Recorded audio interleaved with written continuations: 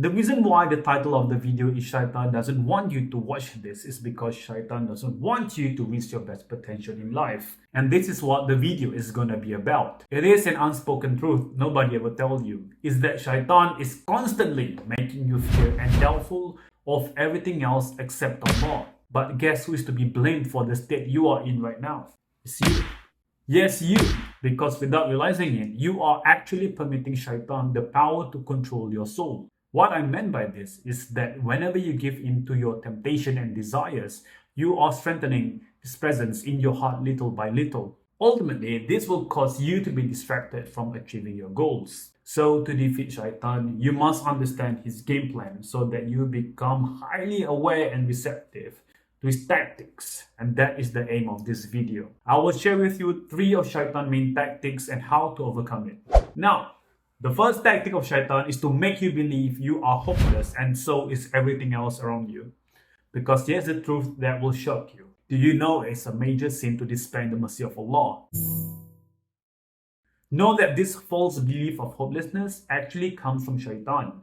It actually comes from a whisper that transforms into a belief and manifested into reality through your actions. Consequently, once you believe that everything in life is hopeless, you will not do anything to set things right. Your life starts to crumble in the absence of hopes and dreams to work on as you hold on to false hope and things are going to be okay. Now let's move on to the second tactic of Shaitan. So if Shaitan fails to make you feel hopeless, he will actually go a step further. And that is, he will cast doubt and worry inside your heart. Now you might not feel that you and the things around you are hopeless. However, Shaitan will make you doubt if you are the right person to set things right. And to top it off, he will make you worry what others think of you. Resultantly, this will limit your potential. By making you fear and worry everything except Allah, Shaitan knows that if you have Allah by your side, you are an unstoppable force. Know this, when you are not tied to anyone's judgment, you will eventually not care if you get rejected or fail. You just do it. All you need to do is to just move forward, even if it's a small imperfect step. And that is how you destroy the Shaitan's whisper within you, slowly but surely. The unspoken truth is Shaitan deceives you into thinking that you must be perfect. Only then you can get things right. Bear in mind that perfection is only for Allah.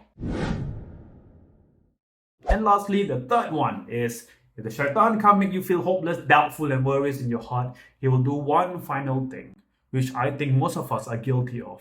And that is, Shaitan would cause you to procrastinate.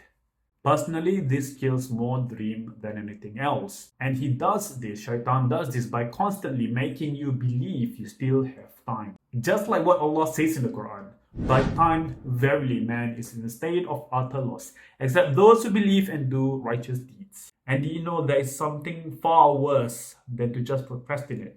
And that is when you procrastinate under the pretense that outcomes are already written by Allah. This causes us or you to be 100% immobilized. Now, if you are still slacking off, just do this. Go to a nearby cemetery near you. You will know that the dead are buried and filled with dirt.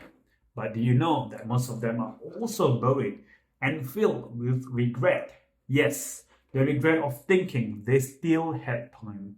They were all like you, full of ambitions and dreams, but subjugated by laziness and this false hope that they have time. Some of us think we can change for the better in the future after we have done this and that haram stuff, maybe.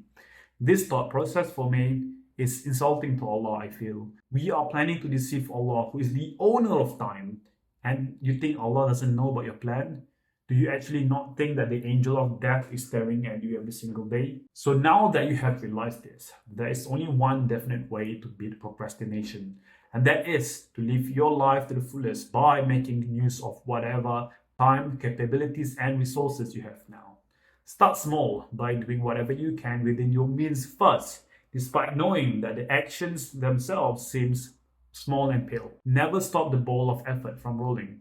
But at the same time, you must keep in mind that Allah doesn't judge you for the results. Results are from Him. However, He judges you for the small actions you commit yourself to every single day, because that is the essence of free will, to make choices for yourself.